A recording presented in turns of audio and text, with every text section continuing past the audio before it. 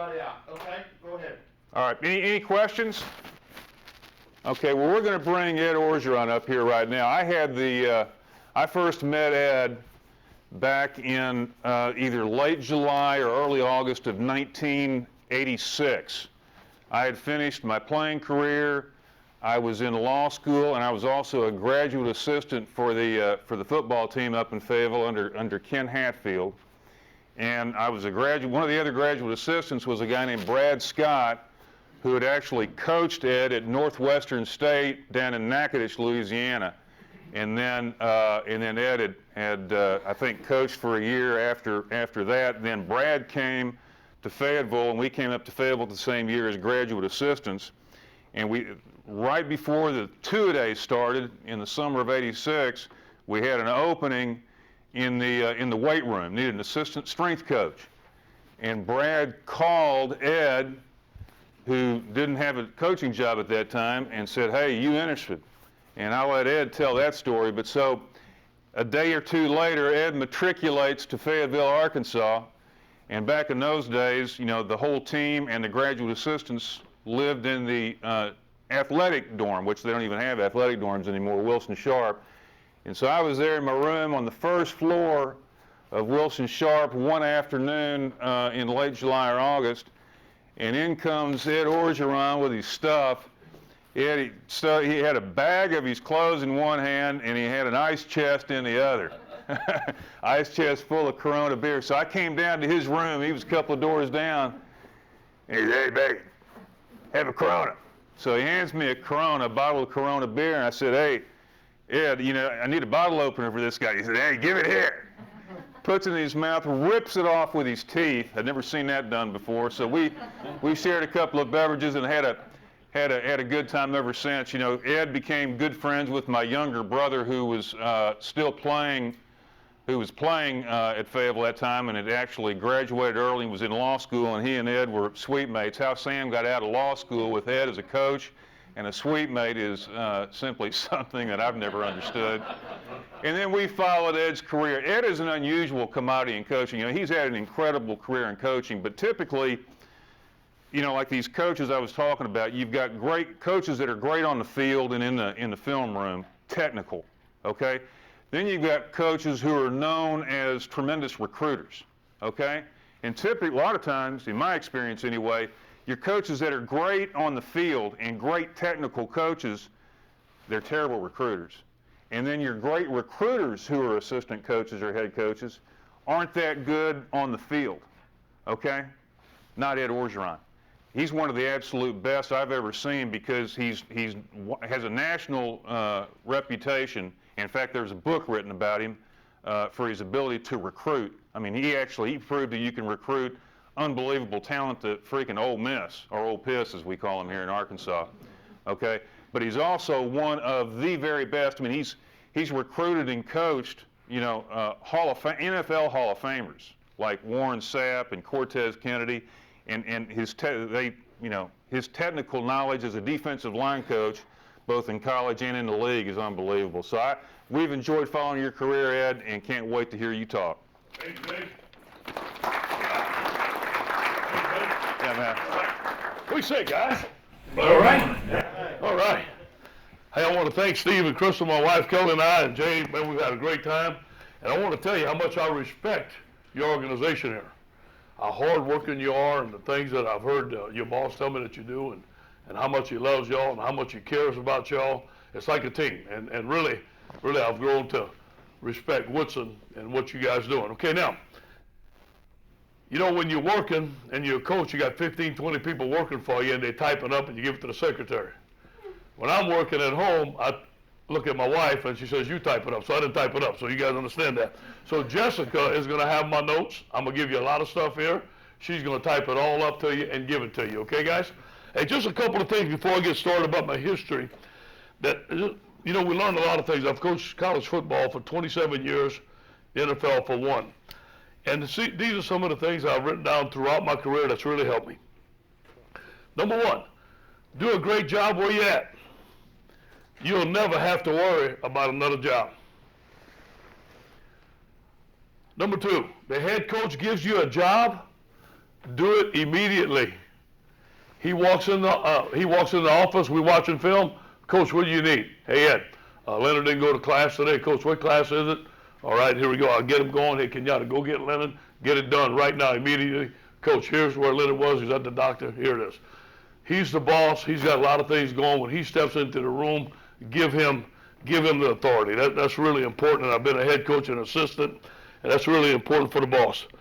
Check this out. All players want discipline and structure. They all want it. How many of you call your nice coach? Nobody. We always remember our meanest, toughest coach that made us better. That's the ones we become friends with. I know Coach Bechtel. He was tough as hell. I know we always remember the coach that gave us discipline and structure. Check this out. Coach your best player the hardest. Elevate the room. I learned this from Coach Johnson. See, a lot of people are afraid to coach Warren Sapp and Cortez Kennedy. And they want to, when things go bad, they want to pick on the guy in the middle or pick on the little walk-on, and they don't want to touch this guy. This is Coach Johnson told me. He said, Ed, you're going to have guys in your room, your top player, and they're going to go down like that. He said, if you coach the middle guy, your room is going to go to the middle guy. He said, if you coach the low guy, your room is going to sink. He said, if you get that number one draft choice, that All-American better, and you coach his tail off, everybody is going to rise and your room's going to be better. So coach the hardest guy. Don't let him. Make him be detailed. When he screws up, when you coach him harder, the other people in your unit are going to respect you more. Check this out. You are responsible for your unit. They're a reflection of the coach. You're either coaching it or allowing it. I've been in the film room, and we're sitting there, and we asked the position coach, hey, what's he doing? I don't know. But if you don't know, who's going to know? You know, it's really important. I'm talking to you as a coach now. Take pride in your unit. If you're telling them to do something, you're coaching them to do it, you got to see it on film, put it on tape. All right, check this out. If someone is in a hole, throw them a rope, not a shovel. They down there, man. You got your player, he's down there. He's in the tank. Something happened with his girlfriend. He had a bad practice. Throw him a rope. Throw him some encouraging words, not a shovel, to dig him down a little bit further. It's hard to like someone. It's hard to like someone when you know they don't like you. It is hard to like someone when you know they don't like you. Most people know what to do. Few people do it. Most people know what to do. Few people do it. Discipline. This is Pete Carroll. I heard Jay talk to it. I heard Steve talk about it. Compete at everything you do. Everything counts. Okay, I just want to share a couple of things with you. Jessica's going to type that up and give it to you guys if you want it. May help you out. All right. I'm going to talk to you a little bit about my career and the people I learned from and the players I learned from. And my topic is preparation meets opportunity, not luck. Preparation meets opportunity. Do a good job where you're at and see what happens. Well, I had played at Northwestern State, and I've been a student assistant there. I've been a student assistant at McNeese. Things didn't work out. They hired somebody instead of me, so I went back to my old summer job. I was shoveling shrimp in Grand Isle, Louisiana, all right? Now look, we're working 18, 20 hours a day just like you guys are doing. I got my shrimp boots on. I'm down there. I'm in the bottom of the hole, man. Boom. And look, at lunch, this is what I used to do at lunch. I can hear that little bucket coming down. Squeeze, squeeze, squeeze, squeeze, squeeze. And they'd have one sandwich, okay? Now, I weighed 270 pounds then. One sandwich, a slice of lunch meat, some mustard, that's it, and a bag of Lay's potato chip and a Coke. They give me 15 minutes to eat it. They blow the whistle, poof, squeak, squeak, squeak, squeak, and I'd be there to midnight. You know what I mean? So I'm getting hungry down there. You know what I'm saying? So I'm in there, and I hear this. Hey, baby, that's my nickname. Baby, you got a call from Arkansas. Arkansas, calling me from Arkansas. So I get out there, I bring my shrimp shovel. It's Brad Scott. It's a guy that I had worked with at Northwestern State. And Jay said it. He said, hey, we got an assistant strength coaching job at the University of Arkansas. Do you want it? I said, hold on. I took my shrimp shovel, whoo, I threw it in the bayou. I go, hell yeah, buddy, I'm coming. I thought of him, hey, Brad, where's Arkansas? I didn't even know where Fayetteville was, man. He says, it's about 11 hours. I'm going to be there tomorrow. Finally, I told my buddy, hey, guys, I got a job in Arkansas. I'll see you. And I've never been back to that damn shrimp shed again. I promise you that. But it made me hungry, man. I was hungry. I got up there. It was my first Division I job. I played at a little Northwestern State in Natchitoches. You guys know where that. Check it out. I was living in the dorms. Jay said it. I was making $25 every 2 weeks. Yes. Think about that. $25 every 2 weeks. Got to eat in the cafeteria, man. I loved it. Loved it. Went to work there. And look, man, and Jay will tell you, 5 o'clock in the morning, I'd be at work. I was in the shrimp shed. 5 o'clock in the morning, I'd go to work. I'd clean the strength coach wanted me to clean the room. I'd be cleaning the room, shining everything up. 6 o'clock, the players would come in, and I'd see the coaching staff. The coaching staff would meet. They overlook the weight room. And look, they go, I can see them talking, man, look at that crazy Cajun down there, man. He ain't stopping. All day. And Jay, I'd bring the guys in. I'd be in charge of discipline. Come in, man. Enthusiastic, just working. Just very appreciative of being there. Very appreciative of being there. I spent 1 year in the weight room. Then Coach Hatfield come ask me, and Jay and them recommended me. He says, Coach, would you love to come coach on the field? Wow. Man, I'm going to coach at the University of Arkansas. Assistant defensive line coach. Still making $25 every 2 weeks, and I didn't care. Always had room for some Corona back then, I promise you. So, man, we went out there, and just think how everything happens. Coach Goldsmith was the coach, and back there, Hatfield used to run the flex bone, man. Flex bone, the option. Okay, and I used to go out there. There was Wayne Martin, All-American, Hall of Fame. I talked to him the other day. There was Tony Cherico, Steve Atwater, Big Ricky there, and I'd play the offensive lineman. The coach loved me. Hell, I was big, strong, worked out, enthusiastic. All right, here we go, Ed. Give me a base. Boom. Give me a veer. Boom. Give me an arc. And I learned the option. I learned the option because I went out there and do it. That enabled me today, because the option is prevalent in football. What I learned back in 1986 and 1987, I use today. Okay? Very important, my time in Fayetteville. Now, we go to the Liberty Bowl. And here's what I'm saying. Everything happens in my life for a reason. We go to the Liberty Bowl. We win the Liberty Bowl. Something like that. We play Georgia. And I'm home. And I was supposed to come back to Fayetteville. I'm in South Louisiana. I called. And they said, Coach, don't come back. It's snowing and ice. So my defensive line coach, who was at the University of Miami with Tommy Tuberville. You guys all know who Tommy Tuberville is. He's from, I think he was a bull weevil, or he was a mule rider. Okay, Southern Arkansas mule rider. Okay. So I called Bill. They had just won the national championship with Jimmy Johnson. Now remember, I would have never made this phone call if it wouldn't have been snowing and icing in Fayetteville, Arkansas. And I called. Tommy Tuberville answers the phone. I said, Tommy, may I speak to Bill? He says, Ed, Bill's not here. I said, what happened to Bill? He said, he is going to Louisiana Tech. He got a full-time job. I said, do y'all have a graduate assistant open? He goes, Ed, I'll meet with Jimmy Johnson in 20 minutes on this GA job. Do you want it? Hell yeah, I want it. He called me back in 30 minutes. He says, Ed, you got the job. Can you be here tomorrow? Now listen, I had an old Cutlass, right? I remember I'm making $25 every 2 weeks. You remember those old cars where the top used to hang down a little bit? You ride the top. Look, my car needed oil. And back then, I would partake in a couple of beverages. Like I saw some of you boys last night, a little bit, having fun. I went to the store, and I bought a 6-pack of oil and a case of beer, and I was on down to Miami, baby. Here I go, having a blast, man. And I thought, man, goddamn, I'm going to Miami. Let's see what's going to happen. When I showed up there, they had won the national championship 2 days ago. Michael Irvin, Benny Blaze, all those guys were out there working on the field. They had just won the national championship. They're working out like banshees. I mean, man, these guys, there's something different around here. And here's what I learned at the University of Miami. Focus and intensity. Focus and intensity. How to coach on the field. How to coach the big guy. How to coach a guy 6'3", 305 that could probably throw you through the wall. Okay, but knowledge is power. You see, when you have somebody that's very talented, and you have knowledge and you have power, and you can show them that you're going to get him to the NFL, he's going to listen to everything that you say. Once he finds out that you can't help him, you're done. Finish. You can do whatever you want to do. You're done. So I learned that from Coach Johnson. Really had a good time there. And Coach Johnson was kind of my hero.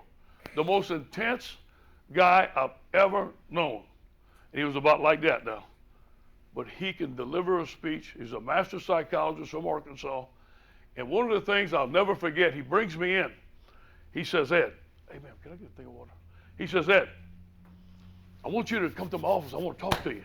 It's just Coach Johnson, come and talk to me. I said, yes, sir, Coach, let me get my notebook. He said, Ed, you won't need your notebook. I want to speak to you. I said, well, man, what if I did something wrong, man? What's going on? So I go in his office, and he sits down, and he goes, Ed, you want to be a great coach, don't you? I said, yes, sir. He says, I'm going to tell you my secret. I said, tell me, Coach. He says, get great players. I said, Coach, I got it. I've been on a mission ever since. Think about this. One of the best coaches ever to come out of football told me, Ed, you want to be a great coach? Get great players. He knew the significance of getting great players. Now, I not only learned from my coaches, I also learned from my players. And I know we learn from other employees. They have a lot to offer. Okay, now we had a young man named Cortez Kennedy from Woodson, Arkansas. He's in the Hall of Fame today, before I tell you this story. Cortez came to us from Northwest Mississippi. We're playing Florida State. They're the #1 team in the country. And Coach Johnson is on fire. It is ready to learn 911, you hear me, every day. And you're even on a walk there, and the electricity's coming off. Cortez had a couple of academic issues like some of the guys do, which is fine with me. And he's coming in a little late. But he came in the day that we were running the 110 tests. And the 110 test was 16 110s, 17 and 19 seconds, 45 seconds interval, and you got to make it. You can't bend over, no bending over, no signs of discomfort, hand behind the line, run through the line, all kind of discipline stuff like that. Well, obviously he wasn't used to that. But, you know, you get this shiny new deal, like I'm sure you get a new equipment, a new tractor, you want to see it, man. And here comes big Cortez, man. Big butt, man. Walking out there looking good, man. And we start running the 110, and Cortez is first. Man, everybody, all the coaches were like that, and I can see Coach Johnson just standing up and looking at him. Man, the 6 110, Cortez takes off his shirt. He's spinning around. At Florida State, we're going to whip their tail, man. Everybody's like, oh, man, this guy's something else. Yeah. Coach Johnson's just standing there. Mm-hmm. The next 110, he passes out on the ground. He can't breathe. The trainers have to come. They have to wheel him off. He is in Coach Johnson's doghouse, all bark, no bite, listen to this, the whole season. This is what Cortez Kennedy did. PAT field goal team, set, hut. That's all he did all year. Okay, good. I knew that was going to fall off. That's not the only thing that's going to fall off. Okay. So, Coach Johnson gets the job at the Cowboys. I know y'all can hear me, right? I don't think that thing was on very good. Coach Johnson gets the job at the Cowboys, and I stay along with Coach Erickson. I'm very close to the players, which I thought was critical. Cortez comes into my office. Hey, Coach, how's your mom and them? Mom and them fine, Tess. That's how close we were. He goes like this. He says, hey, Coach, what do you think I ought to do? I said, well, first of all, Cortez, we got to get your big ass down. We got to get your weight down to 285. Oh, Coach, it's 335. Now, think about this, man. The guy's in the Hall of Fame. I said, Cortez, if you don't play pro football, what you going to do? He says, Coach, I got it all figured out. I'm going to be a state trooper in Arkansas. I said, what? I said, Cortez, they're not a state trooper according to fit your big ass. He said, are you kidding me? And he goes, Coach, that's what I want to be. I said, Cortez, get your weight down. Watch what happens. So he moved in with Randy Shannon, who's coaching at Arkansas now, who was the head coach at Miami. Now, Big Taz like to eat at night, like some of us do, I do too. Randy Shannon took a big chain, and chained it around the ice box and locked it after 7 o'clock at night. And wouldn't open the darn thing till 8 o'clock in the morning. You see Big Make long story short, Cortez got down to 285 pounds. Okay? Think about this now. He was going to be a state trooper in Arkansas. Now, there's nothing wrong with that, guys. Now, I'm telling you, nothing wrong with that. But when you can be an NFL Hall of Famer, you have to set your sights a little bit higher than that. Cortez Kennedy single-handedly won the national championship with him. Nobody in one team could do it, but I'm going to tell you, this guy was dominating. We won the national championship. He was first team All-America. He was the first player picked in the draft, third overall to the Seattle Seahawks. Back there, he signed for a $10, $12 million contract. He eventually made $36 million, NFL Hall of Famer, and today come see me in a private jet. How about that story? How about that story? Or somebody cared enough about the young man to guide him in the right way. We all have those guys. We all have those guys. And this is what I learned from that. Guys, I coached Warren Sapp. I was lucky to coach Warren Sapp, all right? I mean, I was there. I coached Dwayne Johnson, The Rock. You know, The Rock out there. One day he had a bad practice and go be a damn wrestler. At least he took orders, you know what I mean? But here's what I learned. Here's what I learned. You recruit them. You see something you like in them. None of them will come prefab. That's why they call us coach. I ain't never had one come to camp, coach, you like this, come to camp, step off the bus, tear off his shirt, have an S on his chest, and get on the field and start kicking butt. Never happened. We got to develop them. We brought them in for something. We said, listen, all right, we recruited them, said, this is what we like about this guy. But there's a lot of stuff around there we got to knock out. That's why they call us coach. Okay, good. All right, good. I hope we got a good lesson out of that. I did for sure. All right, now.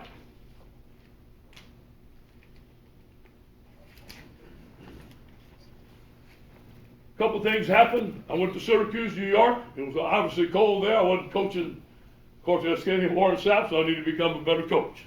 I was coaching a lot of Canadians. I don't know if you ever coach Canadians. They're stiff. They run straight lines. An alligator would catch them in a minute. But anyway, I love them to death. All right, now. So I'm single back then, and I'm going to church. And I'd stop and tell Mary, says, you know, I'm ready. If you bring it to me this time, I'm going to take care of it. I promise you. Now, guys, we're from the South. If you're from the North, don't take this personally. But I think the girls are a lot prettier down south than up north, and they don't have as many, and especially in Syracuse, New York. So I'd go to church, say a little prayer, and the coach would fix me up with some gal, and I'd say, oh, I'm going back to church. That's not it. Let's a couple more prayers. You know, so we're playing. Syracuse is playing the University of Miami. Okay, and everything happens for a reason.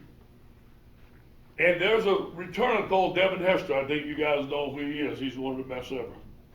And we're on the side, and we're in the headsets, and I'm just a defensive line coach. I don't have a lot to say. But they did ask, should we kick the Devin Hester? And I said, hell no. And we kicked the Devin Hester, and he went for 102 yards, and they beat us. Now, the winner of that game was going to go to the Orange Bowl in Miami. I'm single, right? Or the loser goes to the Liberty Bowl. Now, where you guys want to go?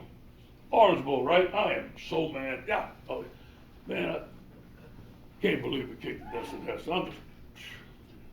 So we landed the Liberty Bowl. We landed in Memphis, Tennessee. It's cold, and it's gray. I'm like, God, what are we doing? So we go to Millsaps, and one of my buddies called that I'd met before.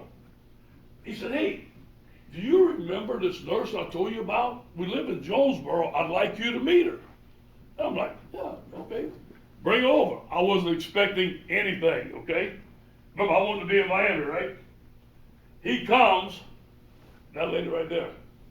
17 years we've been married. 3 wonderful children. Thank God we didn't kick the Devin Hester. I married her 2 months. I said, you know what? We're going to have to make a couple adjustments. You're going to find out about me later, but we'll make it. So, you know, everything happens for a reason, okay? All right, here we go. So I'm shoveling snow. Kelly's pregnant for the twins. I'm shoveling snow May 1st. Going recruiting. She goes, what's wrong? I said, I had enough of this cold weather. She goes, where are we going? I said, south. I don't know where we're going. We're going south.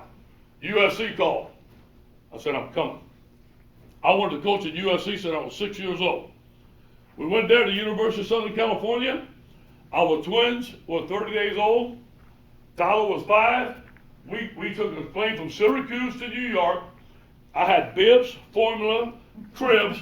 We looked like the Beverly freaking Hillbillies going to Los Angeles. We had never been. And we got on that plane and said, look, we're going to make it. I don't care what happens, we're going down there and we're going to make it. So we go down there. We spent 3 years with Paul Hackett, who was a good man to me. We didn't have a lot of success. And I was recruiting a young man named Sean Cody, who's the USA Defensive Player of the Year. And his daddy was an Irishman, Big Mike, and he wanted him to go to Notre Dame. And we got beat by Notre Dame on Saturday, and it's Sunday night, and I'm going to Sean's house. I get a call from the secretary.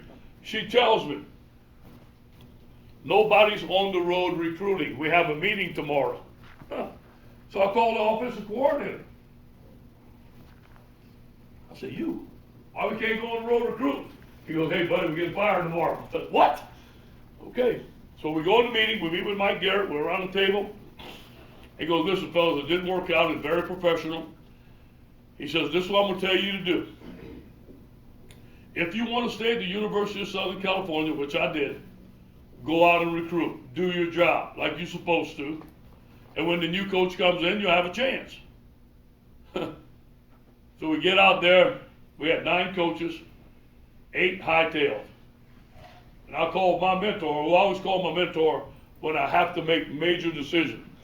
I said, man, they told me to stay home. What should I do? You think I should go out and recruit? He goes, get in your car and go recruit today. Like you have a full-time job and watch what happens. Man, I went to schools, got ridiculed. Coach, what are you doing here? You know, none of the coaches are there. You want to punch them. You can't say nothing, though. You know, hey, what are you doing? Yeah, don't worry. Go to Sean. Long story short, I recruited for 2 weeks straight, every day, like I was supposed to. And I'm getting kind of tired at the end. Listen, man, I don't know what's going on. And so we go to Sean Cody's state championship game. It's a Saturday night. Kelly's over there with the kids by herself. I'm working for we don't know what, okay? So I'm on the sideline. I gave the pregame speech. I was that close with Sean. I'm on the sideline. At halftime, I go up in the stadium. And there's Big Mike, Big Irishman. UCLA sitting right there. Notre Dame sitting right there. The coach, man, he was fired up. Mama and the grandma sitting over there. I go to shake his hand. He don't shake my hand. He says, Coach, get out of here. You don't have a job. You don't have a coach. And my son is not going to USC. The UCLA coach laughed. Notre Dame coach laughed. And the mama was going, I looked at him. I said, Mike, I'm going to coach at USC as long as I want. I'm going to coach your son. And I walked down. Now it's about the third quarter. And here comes the Cajun in me, right? I'm getting a little wore out, man. 2 weeks, I don't know who the coach is going to be. I'm going up there, getting socked here, socked there. I mean, you know what? I'm going to go up there and whip that guy's ass. Excuse my language. Stop back a little bit. I said, you know what? I'm getting mad here. I'm going to leave. I'm going to leave. I'm going to get out of here before I ruin everything I've done with this recruiting process. But that's the point I was. One more drop, it'd have been over. So we lived in Orange County, and I can remember like it's yesterday, I'm going down to 57 South. My phone rings. There's Anaheim Stadium right there, about 2 blocks. My phone rings, my buddy Barry Scher is at another state championship game. They got about 10 of them in California. He said, hey, what are you doing? I said, I'm heading home. Barry says, listen, I'm at Anaheim Stadium. Come watch Long Beach Poly. They got 5 great juniors. I knew exactly all they were. How many juniors they had there. There was the exit. At that door right there, right when he called. I take a right. I go there. He said, Ed, here's the pass. Go on the sideline. I'm on the sideline. Now check this out. It's 10:30 on Saturday night. Okay?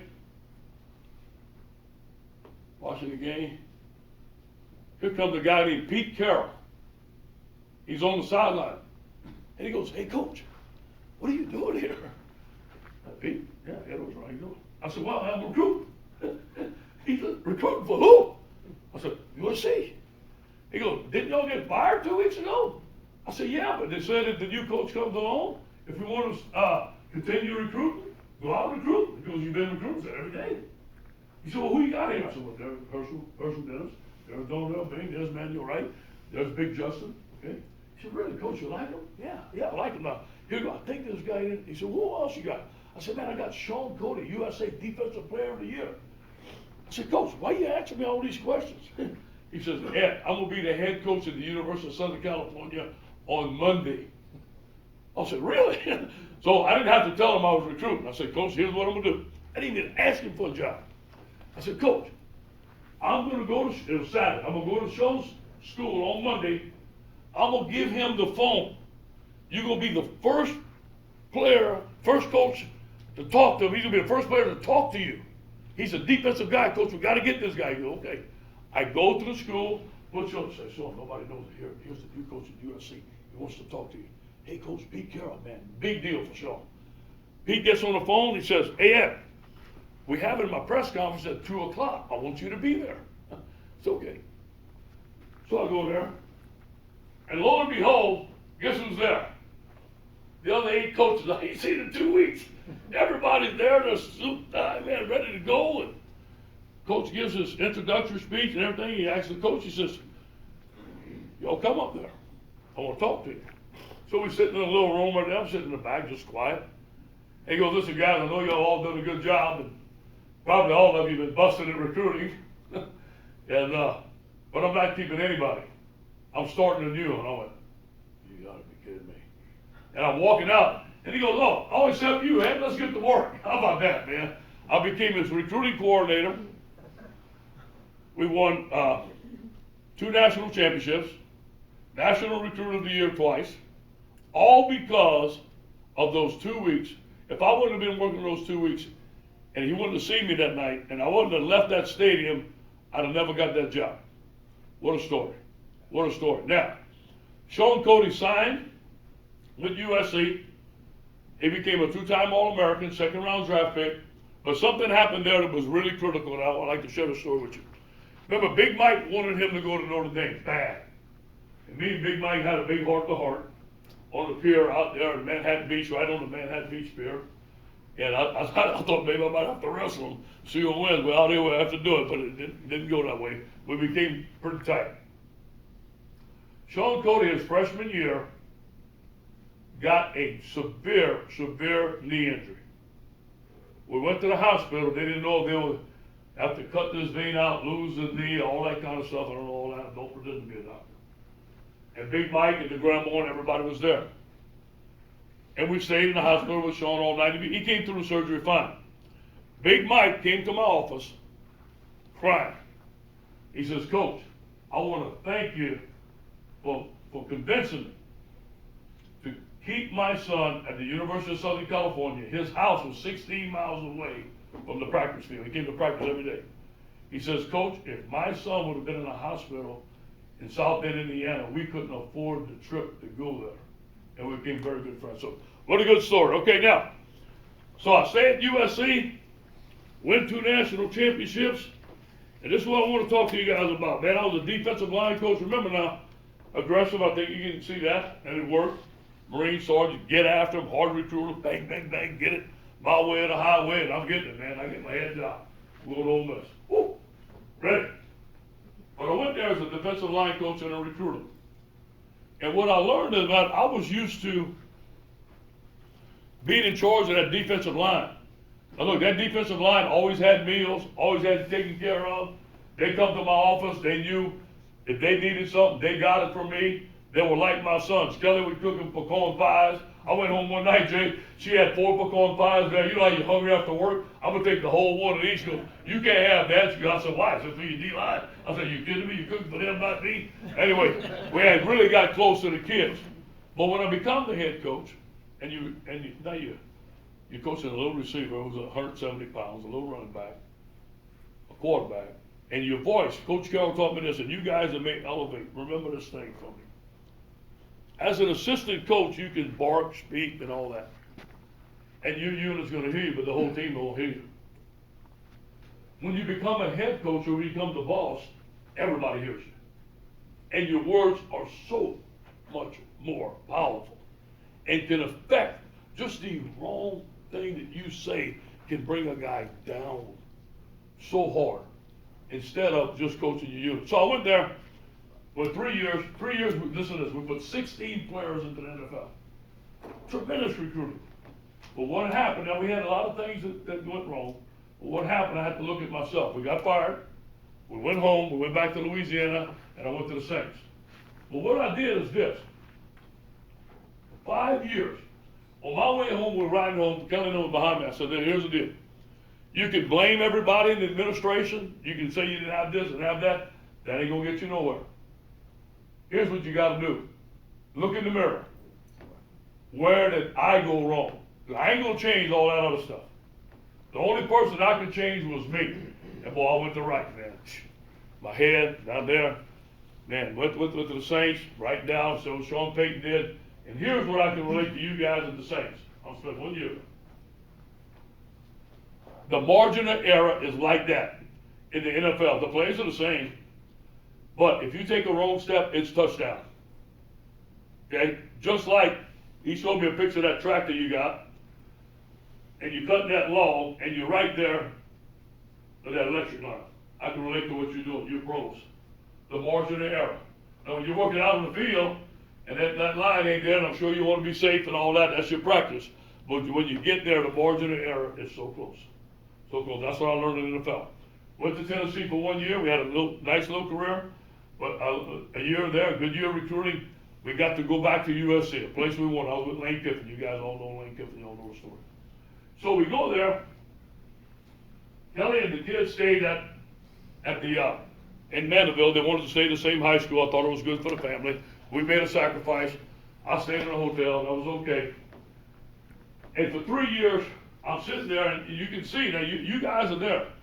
You can relate to this. When you up here as the boss or the head coach, remember this, okay? When you here, you're transparent. You're transparent. I'm telling you. Okay? So get ready when you have your turn up here, because they see everything you do.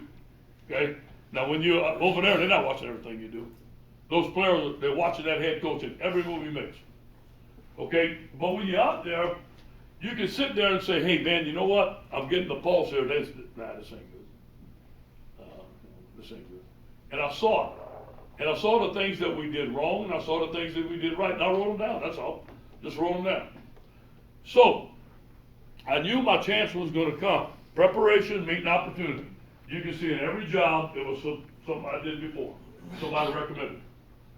All of a sudden, we get beat by Arizona State, and I'm on the plane. The athletic director comes and said, hey, you're going to be the head coach at USC tomorrow. Still game of the season. First of all, I was sad that we got fired, because I was just a part of us not having success as the head coach, and I wasn't going to put blame on him. But I went back to that hotel and said, okay, man, take out that list. 5 years. You waiting for this. Here's what I said I was going to do. Now here comes my test. And here's the things that I wrote down that I thought they were really, really critical. Number one, treat the team as my sons. Treat them as my sons. My sons know I love them. I don't think it would be hard for me to MF my sons. It'd be hard for me to, I'd really give them the benefit of the doubt before I really tear into their tail. Now, if they do something, Kelly can tell you, I'll tear into their tail if I catch them doing something. And they know that. But the team already knew I was tough. But at Ole Miss, they didn't know I cared about them as much. You see, let me tell you something, guys. As a leader, if the people under you, it's not, you don't got to tell them, just show them. If the people under you think that you are selfish and it's all about you, when it gets tough, they're going to quit on you. They are not going to fight for you because you ain't fighting for them, and they know it. But if they know that you have a genuine interest in them, they'll go through the wall for you. Okay, so number one. Number two, how about this? Treat my coaching staff with respect. Let them do their job. Wow. At Ole Miss, you know, I was hard on some guys. I was hard on them, and I berated them in front of some players and some other coaches, and it just tore them down. I said to myself, if I have a problem with a coach, I'm not going to yell at them on the field. I'm not going to yell at them in front of anybody. I'm going to bring them in. I'm going to say, Coach, here's the things that we got to get fixed. Here's what's wrong. Give me the solution. And it worked. It was fine. Okay. How about this? Get all support staff on board. Include them in all events. They're important, man. How about the equipment staff? Those guys that work for no money, that clean the laundry every day. But you know what? Guess what happens in that locker room? Guess what happens to those guys in that locker room when they take that helmet off? They say everything that's going on. Those equipment staff guys will like that with me. Hey, coach, you got a problem with this guy? Hey, this coach is being a little harder on this guy. I knew all the problems of the team, and I could fix it because those guys trusted in me. Okay? All right, now, see, we got a little. All right, now, always about us. Friendly fire in war kills more than the enemy kills us. You see, we can't control our opponent. We'll never be able to do that. But we can control everybody in this room. And we can control our team. And it's not always going to be peaches and cream. But if we all fight together, we win together. Come as a team. Anybody got any comments on that? See how easy it was when we all pulled together, right? That's right. That's right. When we pull against each other and we're all done. You know, I did it. Look, I had the O-line go against the D-line. O-line win. Linebackers against the running back. Running backs win. And they all saw it. Wide receivers, DB. Look, we got a vet. I'm right there. Pat Hayden was right there. Coaches versus administration. When they pull against each other, you can't win. Now, I will say this to you. I'll let them win. I know the outcome of things with them. I damn sure won't. I'll probably do that. Okay. All right.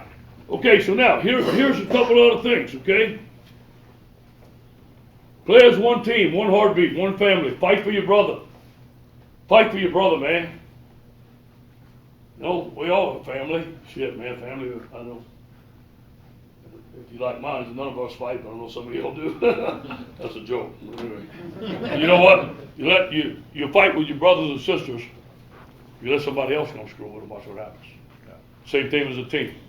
Same thing as a family. I changed the practice schedule. More efficient. More efficient. I had a team of the day. The guys knew what they were doing. I went coaching the Saints one year. I forgot to say this. What I learned is how to practice with a small roster. 53-man roster. We were practicing long hours with Kiffin, man. I was watching. I love him to death. I'm a grinder too. I was just watching the guys, man, just roar through it. And then we changed it. I went first offense versus second defense. Second offense versus first defense. The other guys were rested. They loved it, and we got better. Coaching schedule. Know what to expect. Do your job.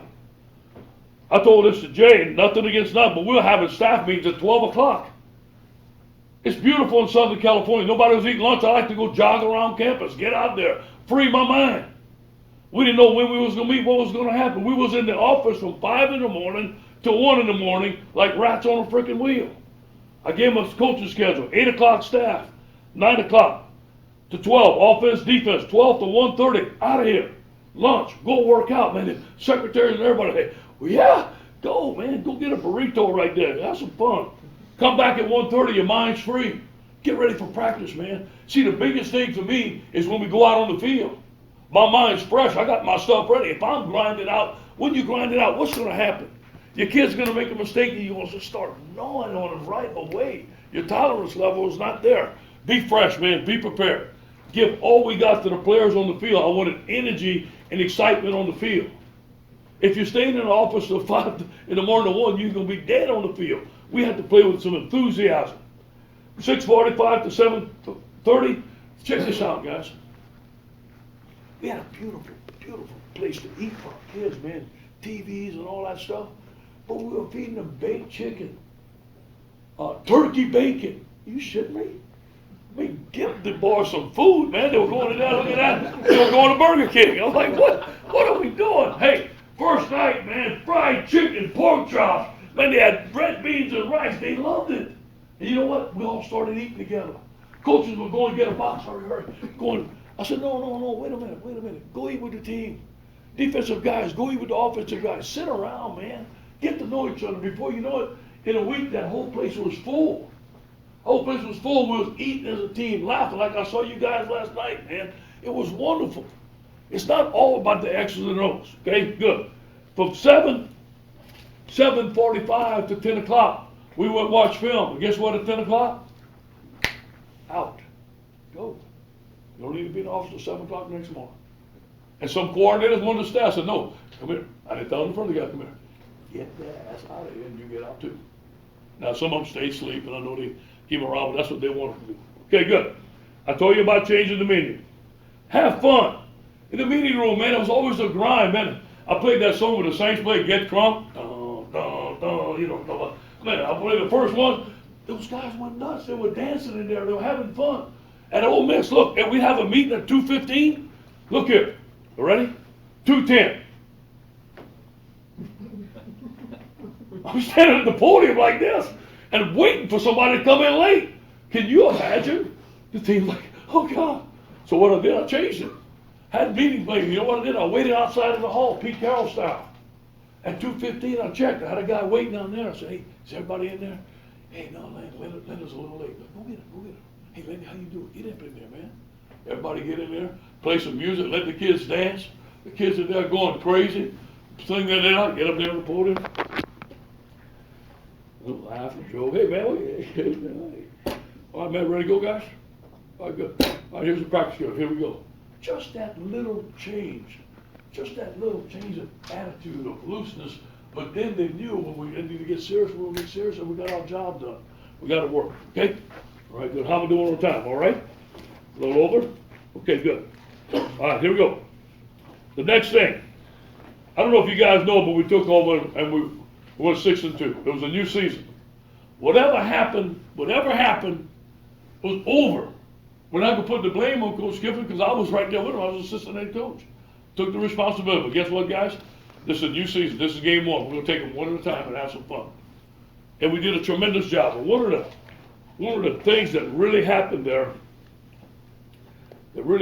first game we won, second game we went to Notre Dame, and we lost. And something happened. And I was running off the field. I said, you know what? We may not lose another game. Now, let me say this to you. And I want to say this in the correct way. Well, when we got this team, that was kind of like getting a battered child or a dog that's been run over. Fragile. You guys know what I'm talking about? Fragile. The confidence level was not there. Not that the coach was mad. We just lost so many games and it was tight. So we got together as a staff. We got in the staff room and said, listen, man, here's what we're going to do. We're all going to pull together. And let's get these guys coming to work with a smile on their face. They came to USC to be the best. Their chest up, chest out, and their eyes up. I heard one of the coaches say that the other day. Some of the guys said, you know your employee, look. Man, ain't good. Ain't good to start. And before you know it, man, they started getting it together. I said, listen, whatever we do, let's do it for the good of these young men. And it worked. And it worked pretty good. So now, we lose the game to Notre Dame. At Notre Dame, it's a big game. That's, a big game. Kelly was there. And everybody's just really upset, except me. And I went in there, and they were expecting the biggest ass chewing that they ever had. I did the total opposite. Let me tell you something. You played the best possible game that you could play. You gave it everything that you had on that field. If anybody wants to mess with you, tell them to come find me.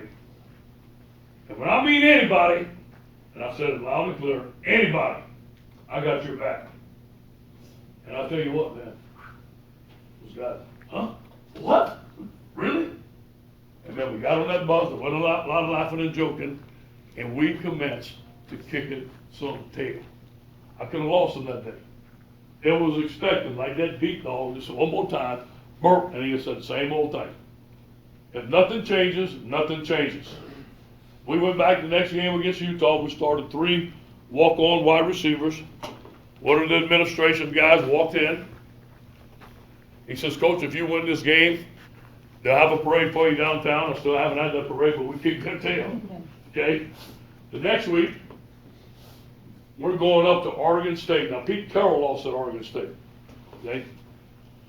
And you're talking about being familiar with your surroundings and being comfortable to be able to perform in a hostile environment.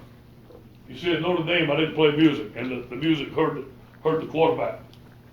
And I remember when we went play at Oregon State, every time they would sack our quarterback, back then it was a lot, they'd have this chainsaw in the stadium. It was right around the holiday. Gang, gang, gang, gang. They played over the speaker, and our guys were like, I see our guys looking in the stadium. I said, so, on Monday, we had a Friday game. On Monday, I walked in there, I gave them a scouting report, and remember, I never talked about our opponent much. I talked about our goals and what we could do and our game plan, and not really give them too much credit. The players don't want to hear that anyway. And then, I had the loudest chainsaw that you could ever have in a meeting room like this, and I played that thing. Ring, ring, ring, ring, and it started. And those guys, what's going on? And I saw the older guys going, okay, yeah, I didn't say nothing. On Tuesday, did our deal. Here comes the chainsaw. And the guys were kind of expecting it, okay? I had a little John Deere deal with some speakers. That speaker was right behind the quarterback's ears, okay? And he was trying to call the plays in practice, and that thing was playing so freaking loud you could hear it across campus. So you get used to it, right? Get used to it. We leave it on Thursday, and come in on Wednesday. This is where I reverted back to the old self, and I kind of made a mistake, but I came back at it. And it's good as a coach that you could admit your mistakes. I was kind of fired up that Wednesday. I felt we were going to beat them. And I went in the meeting room, I played the chainsaw, and I went like that. Oh my God. Pete Jenkins, my mentor, walked out of this coach and get a little crazy now. So the next day when I played the chainsaw, guess what happened? Guess what the whole team did? I said, guys, listen, we're playing on ESPN now. You got to help old coach out now. I didn't want an ESPN national team when that chainsaw play, our whole stand turn around. Okay, good. You got the picture. So we're playing Oregon State. Now, guys, we're going into the rest of the state. And remember now, Pete Carroll lost there twice. Well, great teams, Reggie Bush and everybody. And it is just a place. It's Halloween, it's spooky and all that stuff. It's a whole place. It's Oregon. It's like going way back in the woods right now. Okay? So we in there, and we are 14-0. We are ready to play. And we are kicking butt. There's no chainsaw. There's no nothing. And all of a sudden, Oregon State scores 14-7. They're pretty good. This was one of the turning points of our season. Our quarterback throws an interception, and they return it for a touchdown. Now, in the past, this is what would have happened. Coaches would have dropped their head. Players would have, in disgust, been bitching at each other. Instead, the defensive guys ran on the field, took our quarterback, Cody Cousins, and said, hey, come on, man, we got your back. It's okay. We worked too hard. We're going to win this game. Over. See what happened then, and I didn't cover this, I want to cover it now. Our team took ownership of their football team. That was their football team. I said, guys, I am going to coach till I'm 70. This is the year 2013. It's your team. And you know, they relate to us and say, hey man, you got a brand new F-150 out there. Well, I use F-150 at Ole Miss. You got a brand new Mercedes-Benz or something at USC. I said, hey man, it's your car. And somebody comes with a key and they, right there, what are you going to do? Come on, we'll get them. I said, well, what are you going to do to your teammates? This is your team. same thing. They took accountability of their team. We're going to play a couple other games, and here comes Stanford. How am I on time, Marlon? Okay? 3 minutes? Good. Perfect ending. Here we go. So, preparation meets opportunity.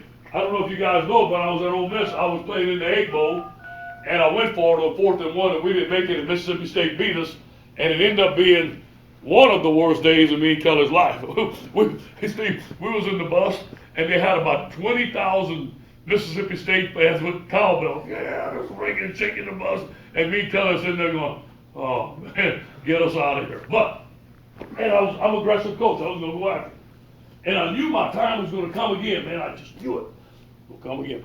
Kelly and the boys are in Mandeville, and I'm downtown LA. Here, big suite, overlooking everything. There's Hollywood and all. I'm going, playing the 4th-ranked team in the country. Here we go, man. Here we go. And they had ESPN game day. I going that morning. Man, crowds going crazy. Everything is perfect. And something in the back of my head all day will say, hey, today's the day. Today's the day. Something is telling me you're going to go for it today. So what? So, man, we played Stanford. We had lost to Stanford, I don't know how many times. And they had embarrassed USC, they out-physicaled us.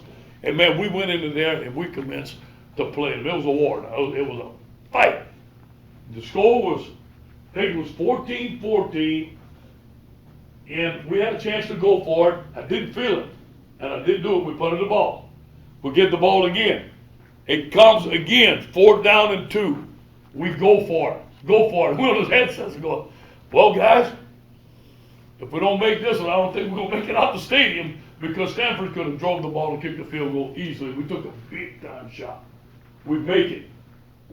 We go down there and we kick the field goal. Think about this.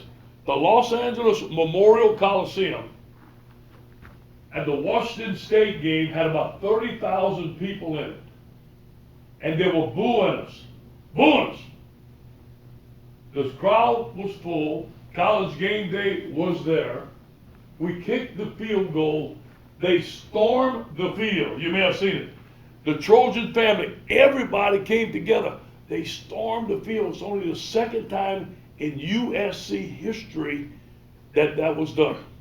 So, preparation, meeting opportunity, working through adversity, not repeating the same mistakes, being prepared, keeping my mouth shut, said, you know what? Hey, man, I went to Ole Miss. We weren't successful, but this is what I'm going to do. This is what I got to change. 5 years. I didn't know. I didn't know they were going to fire the head coach in the middle of the season. That's hardly ever done. I would become the interim coach. But I was prepared. And then the next thing I did is I got those guys to believe in each other. Fight for each other. Play as a team. Overcome any obstacle and adversity together. Not like that. Not about being individuals. Hard, bad, or indifferent. If the best player didn't work hard, we told them, hey guys, this is what we didn't do well. This is what we got to fix. Okay, then we moved on. We had a 24-hour rule. Win, lose, or draw, 24 hours, that game was thrown in the garbage can and we moved forward. Tuesday was competition Tuesday. Wednesday was turnover Wednesday. Thursday was no repeat Thursday. And we just went through it. And we got, if you coach for Coach Carroll and you play for Coach Carroll, it's like everybody doing this. And they all drink the same tea. And everybody's on the same page. That's why he wins. It's hard. It's not easy. But as a coach, let me say this to you, you're transparent. As a leader, you're transparent. Guess what? Your team is going to be just like you are. If you're up and down, they're going to be up and down. Anybody else? Hey, this afternoon we got a great recruiting presentation, a thing that I love. And I'm going to say this before I close. Thank you for listening. Very respectful of the men in this room and the job that you do. Thank you very much. Thank you, Coach. All right.